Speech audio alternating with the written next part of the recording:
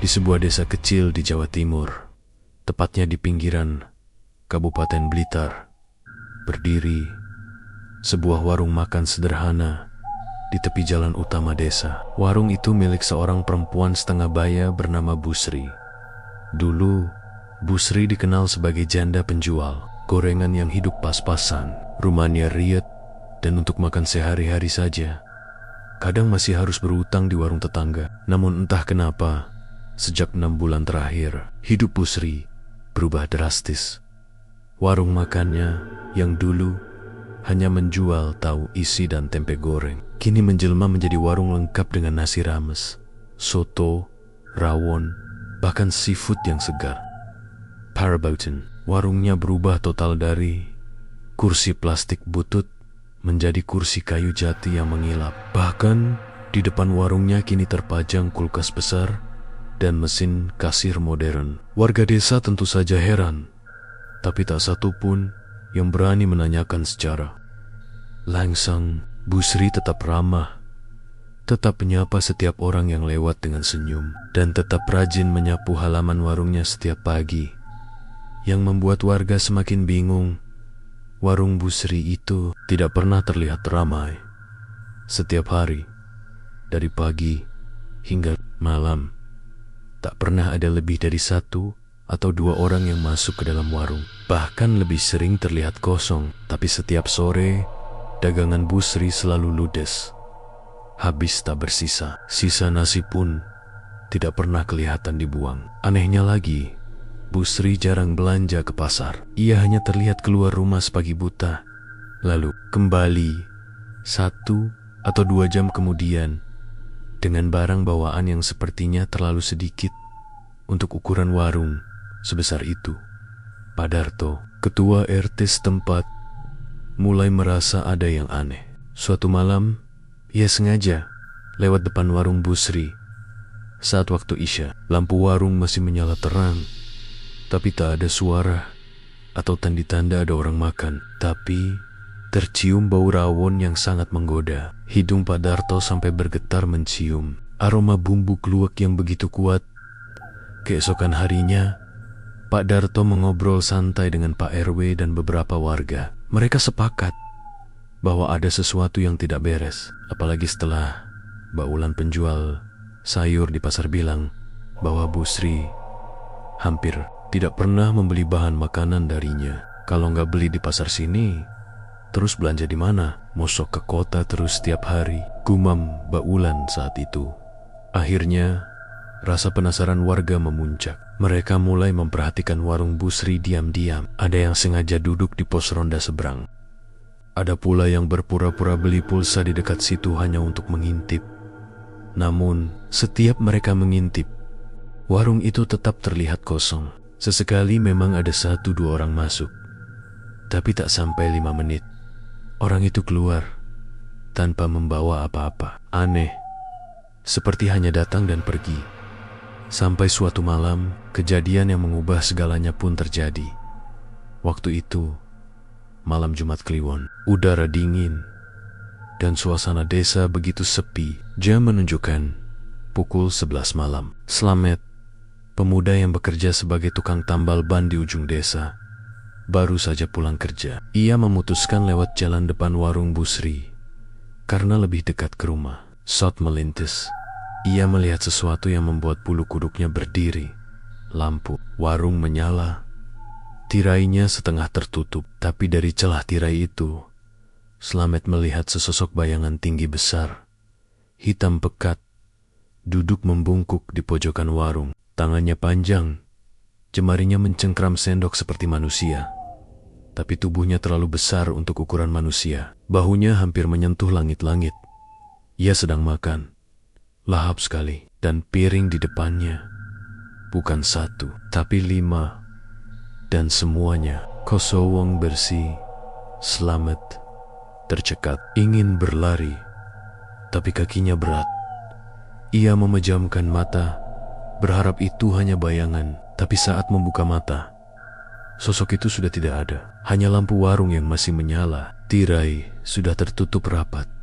Esoknya, Slamet demam tinggi, mengigau tentang tangan panjang dan mata merah yang menatapnya. Berhari-hari ia tak bisa tidur nyenyak. Ibunya sampai memanggil dukun kampung untuk mengobatinya. Berita tentang penampakan di warung Busri pun menyebar cepat. Banyak warga yang makin yakin warung itu bukan warung biasa. Dan Busri mungkin sudah bukan manusia biasa. Namun, di balik semua itu, ada satu hal yang belum diketahui warga desa. Busri telah melek mata batin. Ia bisa melihat makhluk-makhluk yang tidak terlihat oleh orang biasa. Semua itu bermula dari sebuah perjanjian gelap yang pernah ia lakukan di tengah malam di sebuah petilasan angker. Dengan syarat tidak boleh ada tumbal manusia, tapi mata batinnya harus terbuka agar bisa melayani pelanggan dari alam lain. Dan sejak malam itu, warung Busri tidak pernah sepi, tapi juga tidak pernah benar-benar ramai. Beberapa tahun sebelum warung Busri ramai, tapi sepi seperti sekarang, kehidupannya jauh dari kata nyaman. Setelah suaminya meninggal karena kecelakaan truk, Busri harus menghidupi dua anak yang masih kecil. Ia hanya mengandalkan jualan gorengan keliling dan kadang-kadang menerima pesanan nasi bungkus untuk hajatan. Tapi penghasilannya nyaris tak cukup. Seringkali dapur rumahnya kosong dan ia hanya bisa menyeduh air gula panas untuk mengganjal perut anak-anaknya. Saat itu, Busri bukan hanya merasa miskin, tapi juga merasa ditinggalkan oleh dunia. Tetangganya mulai jarang menyapa karena dianggap membawa aura kesialan. Hutangnya di warung semakin menumpuk hingga pada satu malam, ketika Busri duduk termenung di depan rumah, seorang perempuan tua datang menghampiri. Wajahnya penuh keriput, matanya tajam namun teduh, dan tubuhnya dibalut selendang hitam. Perempuan itu tak dikenal warga desa, namun ia tahu nama Busri, bahkan tahu segala penderitaannya. "Aku tahu kau lelah, Tri," ucapnya lirih. "Kalau kau mau, ada jalan lain, tapi harus siap dengan mata batin yang terbuka." Busri mengira itu hanya bosi-bosi orang asing yang lewat, tapi saat perempuan itu menyebut nama Anokenania dengan tepat dan menceritakan hal-hal yang tak pernah ia ceritakan ke siapapun, tubuh Busri langsung merinding. Datanglah ke petilasan tua di bawah pohon randu alas malam Jumat Kliwon. Tapi datang sendiri.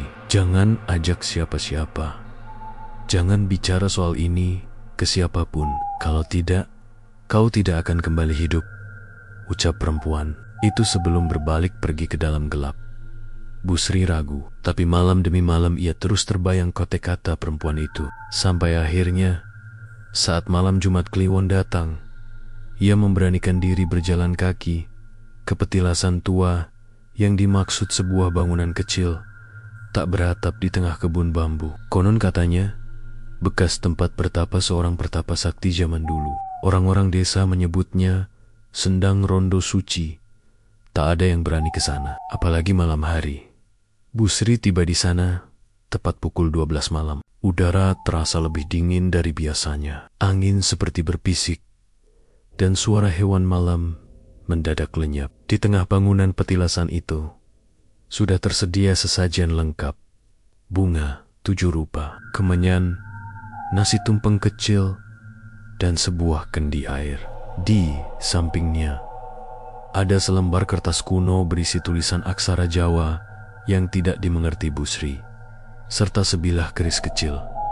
Busri hanya bisa pasrah. Ia ingat wajah anak Nania yang kelaparan. Ia ingat malam-malam saat ia menangis diam-diam karena tidak bisa membeli susu atau beras. Maka dengan tangan gemetar, ia mengikuti kata hatinya duduk bersila di depan sesajen dan menutup mata. Hatinya bergetar saat tiba-tiba hawa di sekeliling berubah. Perempuan tua itu muncul lagi, tapi kali ini tidak sendirian. Di belakangnya berdiri bayangan besar, tak jelas wujudnya, hanya seperti kabut hitam pekat dengan sepasang mata merah menyala Kalau kau setuju, kau akan diberi penglihatan mata batin. Kau akan tahu siapa yang datang ke warungmu. Tapi kau tidak boleh kaget, tidak boleh takut. Mereka bukan manusia, tapi mereka akan membayar dengan cara mereka sendiri. Kau tidak perlu memberi tumbal manusia. Cukup beri mereka makanan yang mereka suka, ujar perempuan itu pelan. Bu Sri terdiam. Keringat dingin membasahi tubuhnya, tapi ia mengangguk. Perempuan tua itu tersenyum, lalu membisikkan sesuatu ke telinga Bu Sri, sebuah doa yang terasa asing, namun merasuk ke dalam hati. Saat doa itu selesai dibacakan, pandangan Bu Sri tiba-tiba gelap. Tapi dalam kegelapan itu, ia bisa melihat sosok-sosok aneh berjalan di antara pepohonan. Sosok tinggi besar, berambut api, bermata satu, bahkan yang hanya berbentuk bayangan. Kini akan jadi pelangganmu, Sri. Mereka akan makan makananmu, tapi jangan pernah menolak jika mereka datang. Dan jangan pernah ceritakan ini ke manusia manapun. Begitu Bu Sri membuka mata, semua sesajen itu sudah hilang. Bahkan petilasan itu tampak seperti tak pernah disentuh siapapun selama puluhan tahun. Tapi hatinya tahu semua itu nyata. Esoknya, ia mulai membuka warung kecil di depan rumah. Hari pertama, tidak ada manusia yang datang, tapi ia tetap memasak. Dan saat ia kembali ke warung sore harinya, semua makanan habis, tidak ada bekas. Tidak ada, tapi di dalam laci kasir ada segepok uang lembaran baru. Repeat season. Hari demi hari berlalu. Warung Bu Sri terus berkembang. Pelanggan tak kasat mata itu makin rutin datang. Ia tidak takut lagi, karena mata batinnya kini terbiasa melihat mereka, sosok-sosok gaib yang makan dengan lahap namun tenang. Kadang hanya duduk diam memandangi makanan, lalu lenyap begitu saja. Yang aneh, sejak malam perjanjian itu, Bu Sri tidak pernah bisa tidur sepenuhnya. Ia selalu terbangun di jam-jam tertentu, mendengar suara piring bergesekan, kursi ditarik, atau langkah kaki berat dari arah dapur. Tapi ia tidak mengeluh. Baginya, hidup kini jauh lebih ringan. Anaknya bisa sekolah, rumahnya direnovasi, utangnya. Ia hanya perlu menjaga satu hal, jangan pernah bercerita. Namun, sejak Slamet melihat sosok tinggi hitam di warungnya deses-deses, mulai berkembang. Dan perjanjian yang dulu terasa aman, kini mulai goyah. Sejak malam Slamet melihat sosok tinggi besar di pojokan warung Bu Sri, suasana desa mulai berubah. Orang-orang yang sebelumnya hanya berbisik-bisik di balik pagar, kini mulai terang-terangan menaruh curiga. Tidak ada yang berani mengungkap langsung kepada Bu Sri, tapi pandangan mereka jelas berbeda. Ada tatapan takut, ada juga yang penuh was-was. Bahkan anak-anak kecil mulai dilarang bermain dekat warung itu. Bu Sri bisa merasakannya. Tatapan orang-orang, bisikan yang berhenti mendadak saat ia lewat, dan para tetangga yang mulai menjaga jarak. Tapi ia tetap bersikap seperti biasa. Pagi menyapu halaman, menanak nasi, menata lauk di etalase kaca, lalu duduk menunggu. Meski kini, ia tak lagi menunggu manusia. Dan seperti biasa, saat warung sepi, makanan yang disiapkan tetap habis menjelang malam. Tidak ada piring kotor, tidak ada sendok tercecer. Tapi dalam penglihatannya, ia melihat semuanya. Para pelanggan dari alam lain datang tanpa suara, makan tanpa mengunyah, dan kadang hanya menghirup aroma makanan, lalu pergi begitu saja. Namun, sejak Slamet membuka mulut tentang apa yang ia lihat, sesuatu dalam warung Bu Sri mulai terasa berbeda. Malam-malam menjadi lebih dingin, lebih sunyi, dan udara di dalam warung terasa berat, seperti ada ribuan mata yang mengintai dari balik tembok. Suatu malam, Bu Sri sedang menyiapkan sambal di dapur, ketika tiba-tiba ia mendengar suara seseorang memanggilnya dari luar. Sri, Bu Sri. Suaranya pelan tapi jelas, seperti suara perempuan tua Bu Sri berjalan keluar dapur, menuju bagian depan warung, tapi tak ada siapapun. Jalanan gelap, hanya ada lampu warung yang menerangi teras. Namun saat ia kembali ke dapur, sesosok bayangan tinggi berdiri di pojok ruangan. Tinggi, gelap, bermata merah. Ia tidak bicara, hanya menatap Bu Sri dengan tatapan tajam. Bu Sri terdiam. Ia tahu sosok itu. Ia adalah pelanggan pertama yang datang malam setelah perjanjian di Pet. Selama ini, ia selalu duduk di pojok, makan dengan tenang. Tapi malam ini, ia tidak makan. Ia hanya berdiri dan menunjuk ke arah luar warung. Bu Sri menggigil. "Apa ada yang salah?" bisiknya pelan. Sosok itu tidak menjawab. Ia menghilang dalam sekejap. Tapi malam itu, Bu Sri tidak bisa tidur. Ia mau ada yang tidak beres. Dan benar saja, keesokan harinya, desa dihebohkan dengan kabar mengejutkan. Pak Darto, ketua RT yang sempat curiga dengan warung Bu Sri, ditemukan pingsan di belakang rumahnya, dengan mata terbuka lebar dan mulut kumat kamit, seperti mengigau. Saat sadar, ia menangis seperti anak kecil, menyebut-nyebut nama Bu Sri dan memohon agar mereka tidak membawanya pergi. Saya lihat mereka sedang makan, tapi tidak ada wajahnya, tidak ada tangan, hanya mulut, dan mereka menatap saya, katanya sambil menangis, menggenggam tasbih erat-erat. Desa semakin gempar. Warga kini benar-benar takut. Beberapa bahkan mengusulkan untuk menutup warung Bu Sri.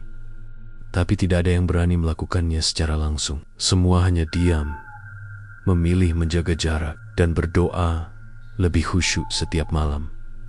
Sementara itu, di warungnya, Bu Sri merasa tekanan semakin berat. Para pelanggan dari alam lain mulai datang dalam bentuk yang lebih menyeramkan. Kadang ia melihat sosok anak kecil dengan kepala terbalik duduk di kursi depan sambil tersenyum menyeringai. Kadang ada suara tawa kecil dari kolong meja. Bukan pernah ia mendengar suara langkah kaki berlari-lari di atap warung. Padahal atap itu dari seng.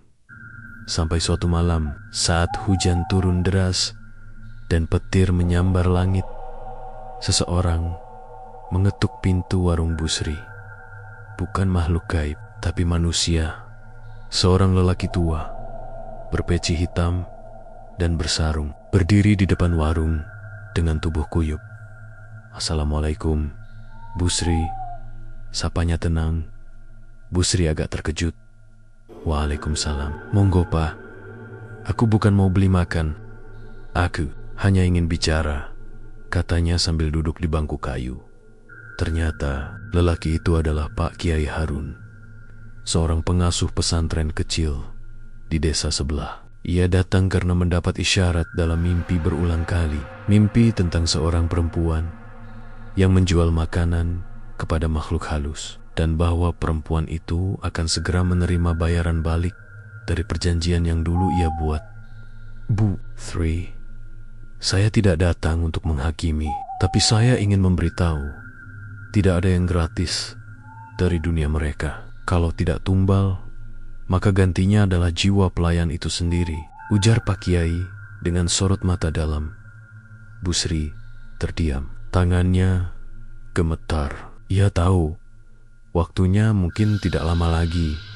Sudah ada yang melihat, sudah ada yang membuka cerita. Perjanjian itu sudah mulai retak, Bu Sri. Kalau tidak segera dilepaskan, mereka akan menagih. Dan malam itu, untuk pertama kalinya, Bu Sri menangis. Bukan karena takut, tapi karena sadar bahwa perjanjian yang dulu ia anggap sebagai jalan keluar, kini berubah menjadi jalan kembali pada kegelapan yang ia kira sudah ia tinggalkan. Namun, jalan keluar tidak semudah membalik telapak tangan. Sebab mereka yang sudah menikmati masakan dari dunia Bu Sri tidak akan melepaskan dengan mudah. Sejak kedatangan Pak Kiai Harun, hidup Bu Sri seperti berdiri di tepi jurang. Setiap hari yang ia lewati terasa semakin berat. Mata batinnya kini menangkap lebih banyak hal daripada sebelumnya. Makhluk-makhluk itu tidak lagi datang hanya untuk makan. Beberapa dari mereka kini menatapnya seperti sedang menilai, seperti sedang memilih. Warung Bu Sri masih terlihat sama dari luar, sederhana, bersih, dan makanan di etalase selalu lengkap setiap pagi. Tapi aura di dalamnya mulai berubah. Ada hawa dingin yang menusuk tulang. Bahkan saat matahari sedang terik, dinding warung kadang mengeluarkan suara ketukan dari dalam. Dan lampu gantung sering berayun sendiri tanpa angin.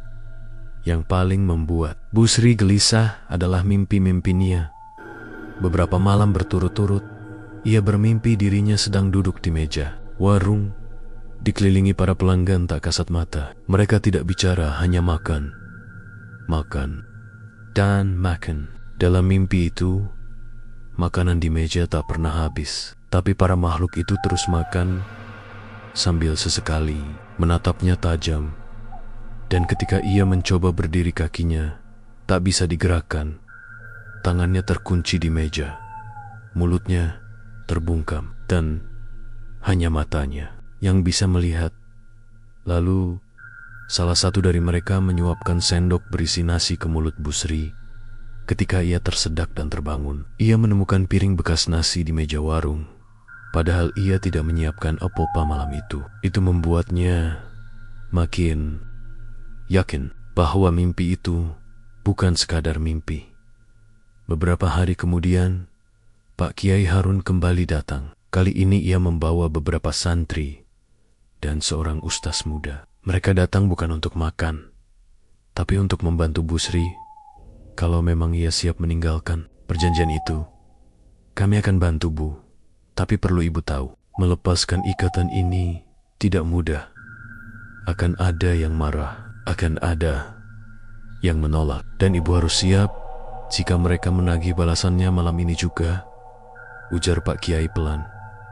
Bu Sri hanya mengangguk, wajahnya pucat, tapi matanya tegas. Ia sudah lama hidup dalam ketakutan. Kini, ia ingin anak-anaknya hidup dalam terang. Ia tidak ingin meninggalkan warisan kegelapan.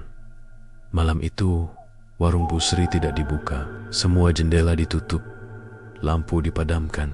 Di tengah ruangan, Pak Kiai dan para santri duduk melingkar, membaca ayat-ayat Al-Quran dan wirid. Bu Sri duduk di tengah, memegang kendi kecil yang dulu ia ambil dari petilasan tempat perjanjian pertama dilakukan.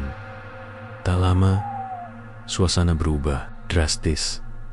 Angin kencang masuk melalui celah pintu, meskipun semua jendela tertutup rapat. Lampu yang sebelumnya padam tiba-tiba menyala sendiri, lalu mati kembali. Dinding warung terdengar seperti diketuk keras dari luar. Lalu bau anyir menyeruak ke seluruh ruangan, seperti bau darah yang lama mengering.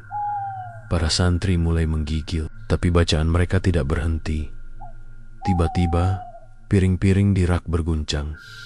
Satu persatu jatuh ke lantai dan pecah. Meja kayu, tempat biasa pelanggan duduk, mulai bergeser sendiri. Dan dari pojokan warung muncul sosok tinggi besar, hitam legam, bermata merah menyala, pelanggan pertama Bu Sri. Makhluk itu tidak datang sendiri. Di belakangnya muncul bayongan-biangan lain, sosok anak kecil dengan leher panjang, perempuan berambut api, lelaki tanpa muka, dan suara tangisan yang entah dari mana asalnya. Mereka berdiri diam, memandangi Bu Sri. Salah satu dari mereka menggeram. Kau sudah berjanji, kau milik kami.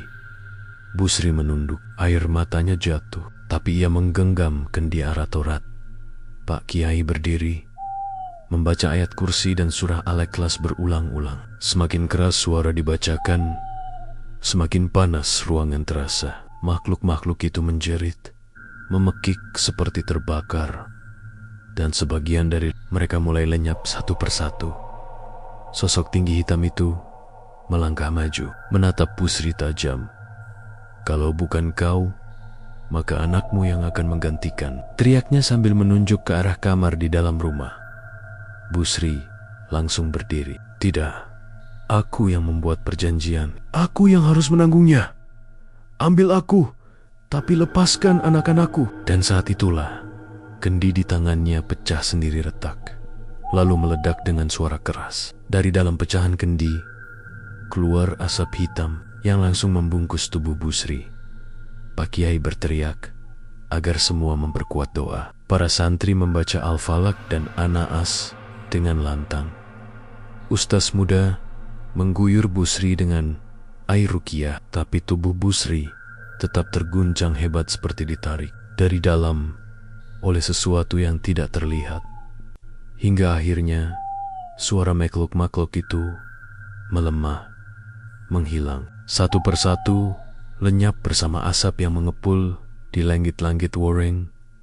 Suasana menjadi hening. Sanggat hening tubuh Busri terkulai di lantai. Napasnya berat, keringat membasahi sekujur tubuh. Tapi ia hidup. Pagi harinya, untuk pertama kalinya, dalam bertahan-tahan, warung Busri benar-benar sepi dan tetap sepi. Tidak ada makanan di etalase, tidak ada bau masakan, tidak ada suara langkah kaki dari langit-langit. Warung itu kini kosong. Tapi Busri merasa ringan. Matanya masih bisa melihat sedikit bayangan sisa-sisa. Penglihatan mata batinnya belum sepenuhnya tertutup. Tapi ia tahu mereka sudah tidak makan di sini lagi. Sayangnya, semua ada bayarnya. Sejak malam itu, tubuh Busri mulai melemah. Tidak sakit, tapi lambat laun seperti kehilangan semangat hidup. Beberapa bulan kemudian, Busri wafat dengan tenang di pangkuan. Anak-anaknya dalam keadaan sudah bertaubat sepenuh hati. Warungnya kini dibiarkan kosong. Warga tidak ada yang berani menempatinya. Sebagian mengatakan malam-malam tertentu masih terdengar suara piring beradu dari dalam, meski pintu dan jendela tertutup rapat. Namun, satu hal yang selalu dikenang warga, warung itu pernah laris, tapi tak pernah ramai. Sudah 1 tahun berlalu sejak Busri wafat. Warungnya dibiarkan kosong, tertutup rapat. Warga sekitar sepakat untuk tidak menyentuhnya, tidak menjualnya, dan bahkan tidak membersihkannya. Setiap melewati bangunan tua itu, mereka hanya melirik, sekilas lalu mempercepat langkah. Beberapa yang iseng mencoba mengintip, sering merasa seperti diikuti pulang oleh bayangan, atau mendengar bisikan saat mandi malam. Anak-anak Busri pindah ke kota. Mereka tak mau lagi bicara banyak tentang masa lalu. Mereka mengatakan ingin hidup normal, tanpa bayang-bayang gelap dari kampung. Namun yang menarik, salah satu dari mereka, Dina, anak perempuan bungsu Busri, memilih jalan berbeda. Dina kembali ke desa setahun setelah ibunya meninggal. Ia tidak datang untuk membuka warung, tapi untuk mencari jawaban. Sejak kecil, Dina memiliki perasaan yang berbeda dibanding kakak-kakaknya. Ia sensitif terhadap hal-hal yang tidak terlihat, dan selama ibunya hidup, ia sering bermimpi aneh tentang meja makan panjang yang tak pernah kosong, suara piring beradu, dan sosok hitam tinggi yang duduk di ujung meja sambil terus menatapnya. Tapi ibunya selalu bilang, itu cuma mimpi, jangan dipikirkan. Kini, setelah semua berakhir, mimpi itu masih datang, bahkan lebih sering. Dan yang paling mengganggu, dalam mimpi terakhirnya, Dina melihat ibunya duduk kembali di warung, memasak sambil menangis. Makanan di wajan tak pernah matang, dan suara pelanggan terdengar tanpa wajah. Dina merasa ada sesuatu yang belum selesai. Suatu malam, Dina nekat masuk ke warung itu. Ia membawa Al-Quran kecil dan segelas air putih. Dengan langkah pelan dan hati yang bergetar, ia membuka pintu kayu yang berdebu. Bau apek langsung menyambut. Meja-meja masih di tempatnya, walau dilapisi debu tebal. Etalase kaca retak, dinding penuh sarang laba-laba. Tapi yang paling mencolok adalah lantai belakang yang sedikit menggembung. Dina mendekat. Di sanalah ia mendengar suara pelan, seperti rintihan dari balik lantai. Suara perempuan, suara ibunya. "Dina, kamu datang ya?" Dina mundur satu langkah. Badannya gemetar, tapi ia tidak lari. Ia tahu kalau ia pergi sekarang, suara itu akan terus menghantuinya selamanya. Dengan tangan gemetar, ia menyiramkan air putih tadi ke lantai yang menggembung itu sambil membaca surah Al-Falaq. Lalu, suara itu berubah menjadi tangisan, tapi bukan tangisan manusia, melainkan jeritan penuh amarah. Lantai bergetar sedikit, lalu muncul asap tipis dari celah ubin. Dina berlari keluar. Ia berdiri di luar warung, menggenggam Al-Quran erat-erat sambil berdoa keras. Di dalam warung, terdengar suara piring pecah, kursi terbalik, dan suara-suara mengerang seperti makhluk-makhluk yang kesakitan. Beberapa warga yang mendengar suara ribut mendekat. Mereka terpaku di depan warung, tak berani masuk, hanya melihat asap hitam menari-nari keluar dari celah jendela. Dan ketika semuanya mereda, Dina masuk kembali. Di tengah ruangan hanya ada satu benda, sebuah kendi kecil yang sudah pecah. Tapi kali ini tidak ada asap, tidak ada suara, tidak ada keanehan, hanya diam dan damai. Beberapa minggu kemudian, Dina memutuskan untuk membersihkan warung. Ia tidak menjualnya. Ia juga tidak berniat membuka usaha, tapi ia menjadikan tempat itu sebagai ruang mengaji dan doa bagi warga sekitar. Bukan karena ia ingin menebus dosa ibunya, tidak, tapi karena ia yakin semua orang berhak mendapatkan kesempatan kedua, bahkan warung sekalipun. Sejak itu, anak-anak mengaji di sana setiap sore. Tak ada lagi suara piring beradu, tak ada langkah kaki di atap, dan tak ada lagi sosok tinggi hitam di pojokan. Namun, kadang-kadang saat hujan turun dan angin berdesir pelan, sebagian warga mengaku masih mencium aroma masakan khas Busri dari dalam warung. Bukan bau menyeramkan, tapi wangi seperti masakan ibu. Dan saat itulah mereka tahu Busri mungkin sudah pergi, tapi cintanya tetap tinggal. Setelah warung Busri menjadi tempat mengaji, suasana desa mulai terasa berbeda. Anak-anak tidak lagi takut melewati jalan di depan warung itu. Warga pun tak segan membantu Dina membersihkan dan merawat bangunan tua itu. Tapi, meskipun warung itu kini menjadi tempat yang menenangkan, ada satu hal yang masih mengusik hati Dina. Mengapa suara ibunya terdengar dari bawah lantai malam itu?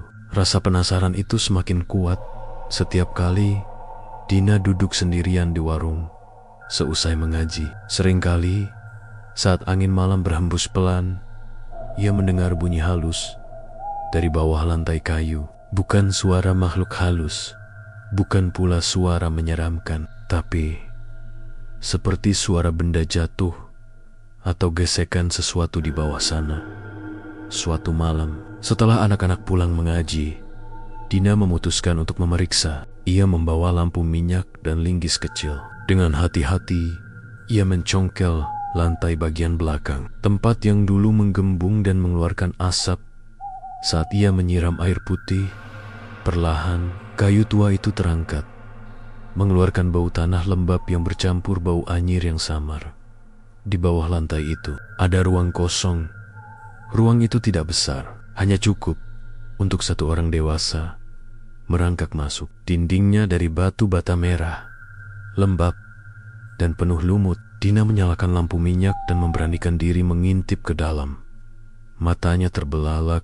Di dalam ruang sempit itu ada peti kayu tua. Peti itu sudah lapuk dimakan waktu, tapi masih utuh. Di atasnya ada kain putih yang sudah menguning, dan di sudut ruangan terdapat beberapa benda aneh. Kendi kecil, mangkuk tanah liat, dan segumpal rambut yang sudah kering. Dina menghela napas dalam. Ia tahu ini bukan benda biasa. Ini pasti ada hubungannya dengan perjanjian ibunya dulu. Keesokan paginya, Dina memanggil Pak Kiai Harun dengan tenang. Pak Kiai memeriksa ruang kecil itu. "Busri menyimpan ini sebagai pengikat perjanjian," kata Pak Kiai pelan. "Setiap pesugihan, biasanya ada barang-barang seperti ini. Kalau belum dimusnahkan dengan benar, perjanjian itu belum sepenuhnya terputus. Kau sudah benar telah menemukan ini, Dina." Dina menggigit bibirnya. Ia merasa sedih karena baru tahu sebesar itu beban yang ditanggung ibunya. Pak Kiai dan beberapa warga memutuskan untuk memusnahkan benda-benda itu. Mereka membungkusnya dengan kain kafan, membacakan doa, dan membakarnya di tanah lapang di dekat masjid. Asap hitam mengepul, diikuti angin kencang yang berputar sebentar, lalu menghilang. Sejak itu, warung Busri benar-benar menjadi tempat yang bersih. Tak ada lagi suara-suara aneh. Tak ada lagi mimpi buruk yang menghampiri Dina. Warga pun makin yakin untuk menjadikan tempat itu sebagai surau kecil, tempat anak-anak belajar mengaji, remaja berdiskusi, dan warga berkumpul. Namun, ada satu kejadian yang selalu dikenang warga sampai hari ini. Suatu malam, saat hujan deras mengguyur desa, seorang pemuda pendatang yang tak tahu cerita warung itu berteduh di terasnya. Karena hujan lama berhenti, ia ketiduran di sana. Dalam mimpinya, ia melihat seorang perempuan tua berwajah teduh membawakan segelas teh hangat dan berkata, "Jangan takut, Nak. Di sini sudah aman. Tolong jaga anak-anak yang belajar di sini, ya." Ketika pemuda itu terbangun, hujan sudah reda. Di depannya ada daun teh basah dalam gelas kosong yang entah dari mana datangnya. Sejak itu, pemuda itu memilih tinggal di desa dan menjadi guru ngaji di surau kecil bekas warung itu. Warga percaya itu adalah bentuk cinta Busri yang terakhir cinta, seorang ibu yang ingin warungnya menjadi tempat penuh berkah, bukan lagi tempat makhluk tak kasat mata mencari makan.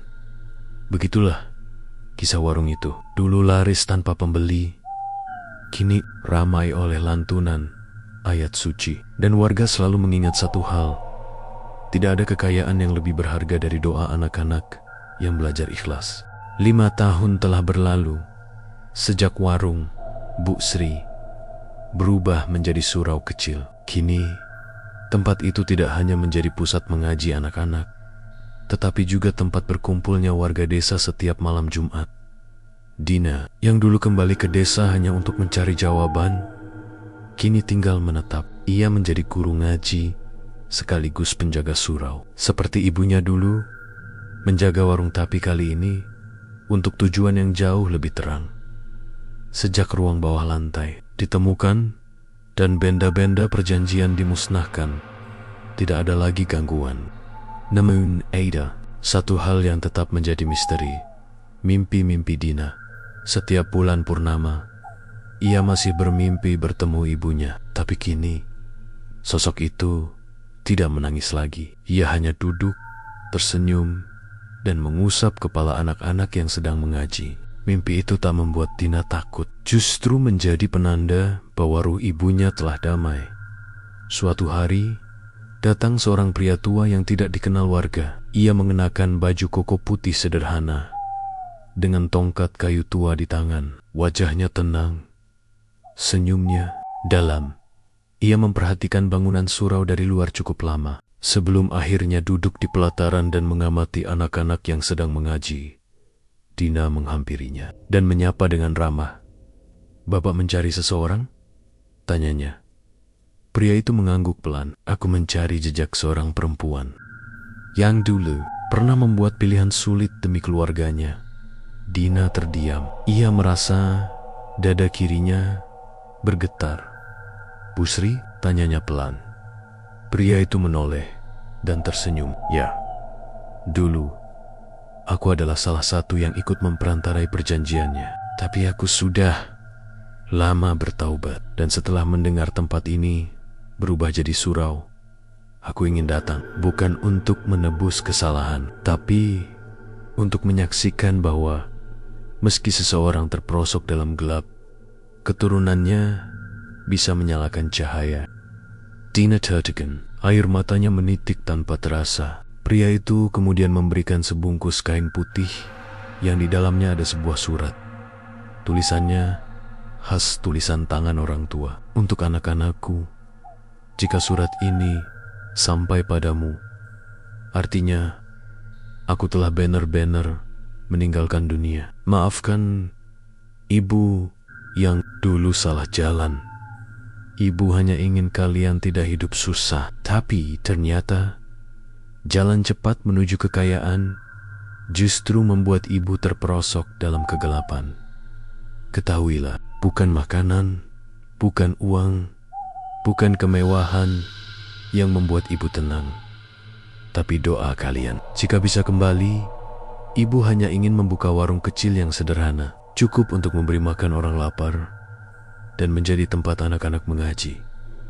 Terima kasih telah menjadikan harapan itu nyata. Dari Ibu Sri Dina menggenggam surat itu erat-erat. Ia menangis, tapi kali ini dengan senyum, karena ia tahu ibunya tidak pergi sial-sial. Surau itu kini diberi nama Langgar Tricahaya atas usulan para warga, sebuah bentuk penghormatan kepada perempuan yang pernah jatuh dalam kesalahan, tapi juga bangkit dan memilih taubat sebelum terlambat. Anak-anak desa menyebutnya Langgar Ibu Sri. Mereka tumbuh besar di sana, belajar mengaji, belajar berbagi, belajar jujur, dan belajar memilih terang dalam hidup yang kadang menggoda dengan gelap.